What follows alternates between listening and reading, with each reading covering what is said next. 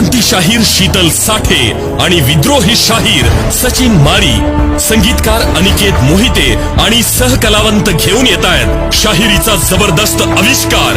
चला साजरी करूया महामानवांची महाजयंती। आलो वादळ भीमाचं, आलो वादळ भीमाचं, रणिले व्हायला शिकवलं। बाबा साहब आम्बेडकर अभी तक के इतिहास के न केवल भारत के बल्कि पूरे विश्व के सबसे ज्यादा शिक्षित व्यक्ति थे।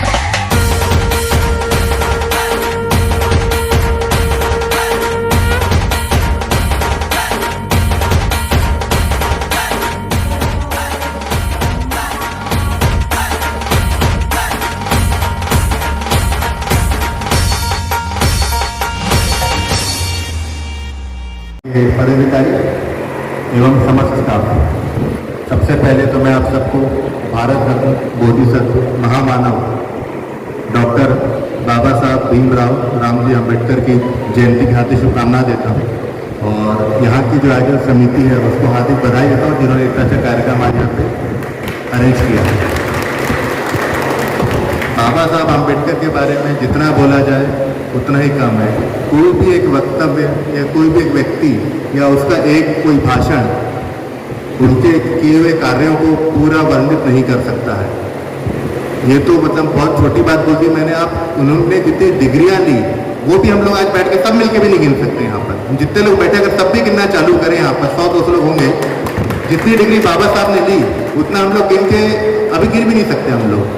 और ये कहना भी अतिशयोक्ति नहीं होगा कि बाबा साहब आम्बेडकर अभी तक के इतिहास के न केवल भारत के बल्कि पूरे विश्व के सबसे ज्यादा शिक्षित व्यक्ति थे। उनके बराबर डिग्रियां, उनके बराबर शिक्षा, उनके बराबर भाषाओं का ज्ञान वो अभी तक विश्व में किसी भी व्यक्ति ने, किसी एक व्यक्ति ने नहीं लिया है। और ये कहना भी अतिशयोक्ति नहीं होगी, एक जन्म में इतनी डिग्रियां लेना भी किसी के लिए भी मुमकिन नहीं है। हम सब ने जो डिग्रियां ली उसका एक उद्देश्य था शायद नौकरी पाना, हमारे परिवार का भरण पोषण करना, लेकिन बाबा साहब वहीं नहीं रुके। डिग्रियां लेना, पैसा कमाना, एक अच्छी जिंदगी जीना, परिवार का पालन पोषण करना वो वहां तक सीमित नहीं थे। उन्होंने तो बल्कि परिवार का बलिदान किया। उन्होंने बोला मैंने जो शिक्षा ली है उसका सिर्फ एक उद्देश्य नहीं है कि मैं पैसा कमा लूँ या मैं नौकरी कर लूँ या मैं अपने परिवार का भरण पोषण कर लूँ। उसका उद्देश्य समाज को वापस देना है, पे बैक टू सोसाइटी। समाज सिर्फ और सिर्फ शोषित वर्ग नहीं था उनके शब्दों में। समाज में तो पूरा समाज जिसमें वो पैदा हुआ, उनकी अनेकों कार्य वो सिर्फ इसलिए नहीं थे कि वो शोषित वर्गों को एक बेनिफिट मिल सके, वो इसलिए था कि पूरा समाज आज उन्नत हो सके। ये कहना भी ज़्यादा नहीं होगा कि अगर बाबा साहब ने जो जो काम किए, जैसे RBI की जो स्थापना करी, जो इकोनॉमिक्स पे उनका गहन अध्ययन था, जो लॉ पे उनका गहन अध्ययन था, जो श्रमिकों के लिए उन्होंने कानून बनाए, उस समय 16-16 घंटे का काम का समय होता था। बाबा साहब ने श्रमिक कानून इतने अच्छे बनाए कि उसमें 8 घंटा उन्होंने किया। इसके अलावा जो लेडीज को मैटरनिटी लीव का कॉन्सेप्ट दिया वो भी बाबा साहब की देन थी। ये सब उन्होंने 18वीं सदी में वो इतने दूरदर्शी थे कि उन्हें पता था ये सब इश्यूज आने वाले हैं, तो वो उनका दूरदर्शिता थी। उन्होंने सब सोच के सब नियम कानून और संविधान जो बनाया सिर्फ एक देश का नहीं, जितने देशों में भी संविधान था उन्होंने हर देश के संविधान को पढ़ा और जो उसका सबसे अच्छा सार था वो भारत का संविधान बनाया। इसलिए आज भी भारत का संविधान सबसे अच्छा संविधान है पूरे विश्व में। कहीं हम लोग पढ़ रहे थे, सुन रहे थे कि एक बाबा साहब के समय की बात थी। बाबा साहब का जन्म तो महू मध्य प्रदेश में हुआ, वो शिक्षा के लिए सतारा आ गए। उसके बाद वो एल्फिंस्टन कॉलेज जो मुंबई में, उन्होंने एल्फिंस्टन कॉलेज पता होगा, दादर के पास एल्फिंस्टन कॉलेज है, वहाँ उन्होंने आगे शिक्षा ग्रहण करी मुंबई यूनिवर्सिटी से। और वो राजगृह, अगर आप मुंबई गए तो आपने बहुत राजगृह देखा होगा, माटुंगा मुंबई में राजगृह जहाँ वो रहते थे। उनके पास जो किताबों का कलेक्शन था, ऐसी तो कहीं कहीं यूनिवर्सिटीज में लाइब्रेरी में किताबें थी, बाबा साहब के पास किताबें थी। तो इतने महान व्यक्तित्व थे। स्कूलिंग से याद आया, कल मैं सुन रहा था किसी का वक्तव्य, जो कि सुन के हम ज़्यादा चीज़ सीखते हैं। एक कहीं बाबा साहब के बारे में लिखा है, बाबा साहब ने लिखा अपनी किताब में कहीं, no peon no water, no peon no water. मतलब जब वो हम पढ़ने जाते थे स्कूल में, तो शोषित वर्गों के लिए पीने का पानी फ्री नहीं था। जैसे अभी हम पानी पी लेते कहीं से भी, उस समय पानी फ्री नहीं था, तो पानी कैसे पिएगा किसी को पानी पीना है? तो जो शोषित वर्ग के बच्चे थे, उनके लिए एक अलग से प्यून होता था, वो उनको पानी पिलाता था। तो किसी को पानी पीना तो उसको बोलता था, मामा मुझे पानी पिलाओ। वो ऐसा स्कूल में एक आदमी होता था।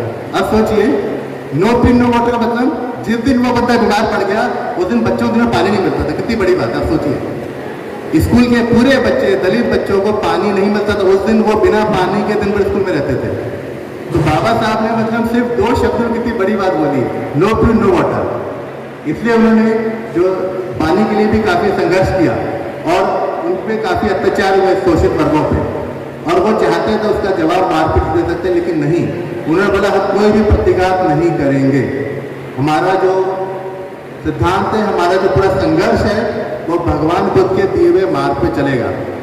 जो बाबा साहब ने बुद्ध धर्म लिया, वो तो 1956 में लिया, और उन्होंने कहा कि मैं जिस जाति में पैदा हुआ हूँ उसमें इतनी विसंगतियाँ हैं कि पैदा होना तो मेरे हाथ में नहीं था, मैं उस जाति में पैदा हो गया, लेकिन मैं इस जाति में मरूंगा नहीं। और उन्होंने फिर बहुत सारे धर्मों का अध्ययन किया, बहुत सारे धर्म गुरु उनके संपर्क में आए, वो कोई भी धर्म ले सकते थे, लेकिन उन्होंने चुना बुद्धिज्म, जिसमें मध्यम मार्ग है, जिसमें जो हमने पंचशील की आज पंचशील लिया, वो पंचशील की बातें भगवान बुद्ध का जो धर्म है, बुद्ध धर्म, उसका वो नींव रखती है। जो पंचशील लिया हमने, पानाति पाता वेरमणि, अदिन्न दाना वेरमणि, मूसावादा वेरमणि, सूरा मेरे मज्ज पमादा वेरमणि, ये जो हमने 5 पंचशील लिए, इनके गहरे मतलब है ये इस बात पे है कि मैं इन पंचशील का पालन करते हुए अपना जीवन का निर्वाह करूंगा। मैं कभी भी किसी परिस्थिति में झूठ नहीं बोलूँगा, मैं कभी भी किसी परिस्थिति में चोरी नहीं करूँगा, मैं कभी भी किसी परिस्थिति में सूरा मेरा मच, किसी प्रकार का नशा, शराब या इन पदार्थों का उपयोग नहीं करूँगा।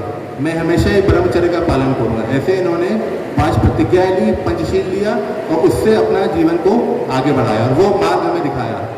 ये सभी मार्ग आज भी प्रासंगिक हैं, किसी एक वर्ग के लिए नहीं, किसी एक समाज के लिए नहीं, किसी एक तबके के लिए नहीं, ये हम पूरे भारतवासियों के लिए, 140 करोड़ की जनता के लिए ये आज भी प्रासंगिक हैं, कल भी प्रासंगिक थे और हमेशा प्रासंगिक रहेंगे। इन मार्ग को अगर हम इन मार्ग पे चलते हैं तो हम खुद ब खुद देखेंगे कि हमारी जिंदगी में, हमारी कार्य में निरंतर सुधार होता रहेगा। इसलिए आज भी हमेशा प्रासंगिक है। जो हम ये जयंती बना रहे हैं, हर साल मनाते हैं, अलग अलग टाइप के प्रोग्राम हम करते हैं, उसका सिर्फ एक ही उद्देश्य है, सिर्फ एक ही उद्देश्य है कि हम साल में कम से कम एक बार तो बातें वो याद करें कि हमें साल में क्या करना है। ऐसा तो कभी याद नहीं करेंगे और कभी वो चीज़ बोलेंगे भी नहीं। इसलिए इस जयंती को उस पक्ष में लेकिन मैं एटलीस्ट एक साल ये जितने भी नियम बताए हैं, जितने भी गुण हमने बाबा साहब के देखे हैं, उसको मैं कम से कम एक साल फॉलो करूँगा। अगर एक साल फॉलो करूँगा तो अगले साल फिर वो जयंती आएगी, अगले साल फिर मुझे वो याद आ जाएगा, मैं फिर वो फॉलो करूँगा। उससे ना सिर्फ मेरा भला होगा, मेरे समाज का भला होगा, मैं जिस कार्यस्थल पर उसका भला होगा, भारतीय रेल का भला होगा और उसी से देश का भला होगा। ऐसी मैं उम्मीद करता हूँ कि आप लोग इन सब चीज़ों को ध्यान रखेंगे और इसी को फॉलो करेंगे। इसके साथ ही मैं अपने 2 शब्द समाप्त करता हूँ। जय भीम, जय महाराष्ट्र, जय भारत। सादर करीत आहोत नवयान महाजलसा। क्रांती शाहीर शीतल साठे आणि विद्रोही शाहीर सचिन मारी, संगीतकार अनिकेत मोहिते आणि सहकलावंत घेऊन येत आहेत शाहिरीचा जबरदस्त आविष्कार। चला साजरी करूया महामानवांची महाजयंती। आलं वादळ भीमाचं, आलं वादळ भीमाचं, रणिले व्हायला शिकवलंय। आमच्या बापाची जयंती गाणं लावा लावा म्हणती, आमच्या बापाची जयंती गाणं लावा लावा म्हणती, नाचू द्या आम्हाला आनंदाने भिजत, गाणं भीमाचं गाणं डीजेला वाजत, हो भीमाचं गाणं डीजेला वाजत, जय भीम नाना जगी गाजत,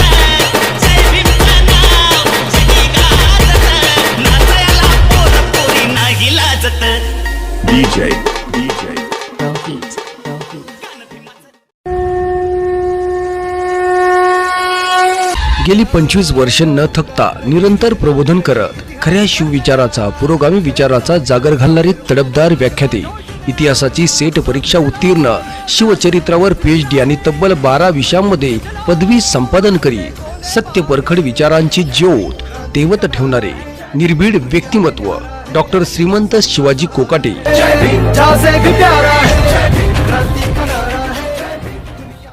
चांद भी शर्माए जब बाबा मुस्कुराए,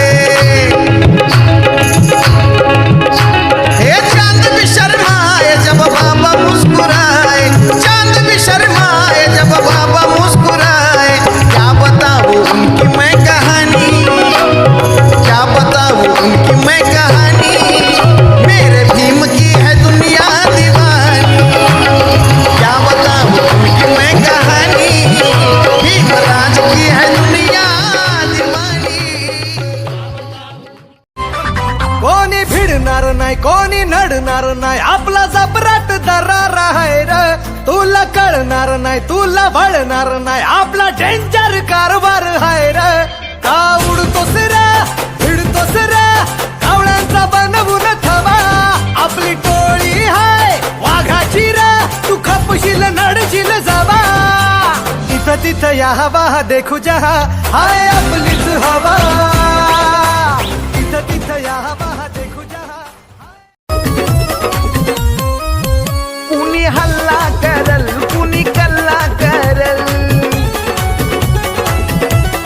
हे कुणी हल्ला करल, कुणी कल्ला करल, याची नाही मला खंत, याची नाही मला खंत।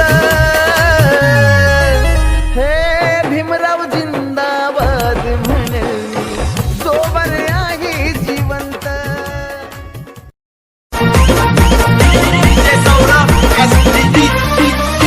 तू इतकं दिला मागे कधी सरावं, तू इतकं दिला मागे कधी सरावं। तुला देव म्हणावं की भीमराव म्हणावं, तुला देव म्हणावं की भीमराव म्हणावं, दाता म्हणावं की विधाता म्हणावं, तुला दाता म्हणावं की विधाता म्हणावं, हे तुला देव म्हणावं की भीमराव म्हणावं, तुला देव म्हणावं की भीमराव म्हणावं।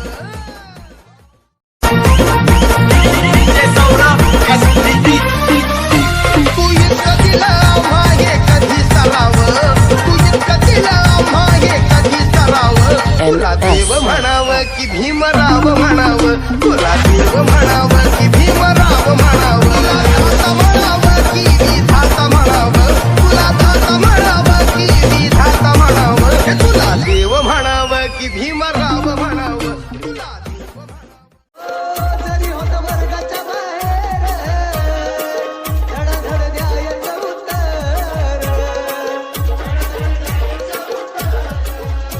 त्या कपटी मास्तराने वेगाला मानून, परमारत मानून, बंदी घातली आत याया भारताचा कचलकार। माता Bhimrai.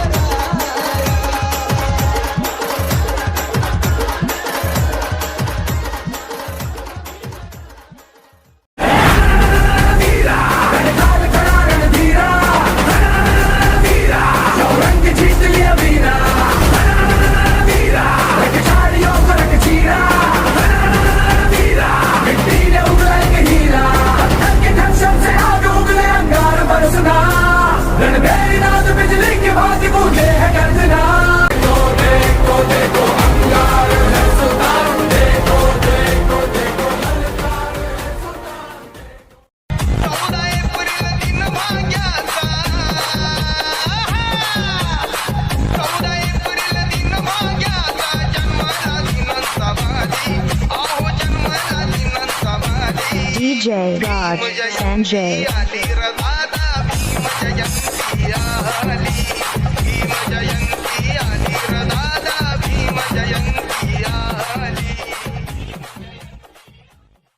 Subscribe now and press the bell icon. Never miss an update.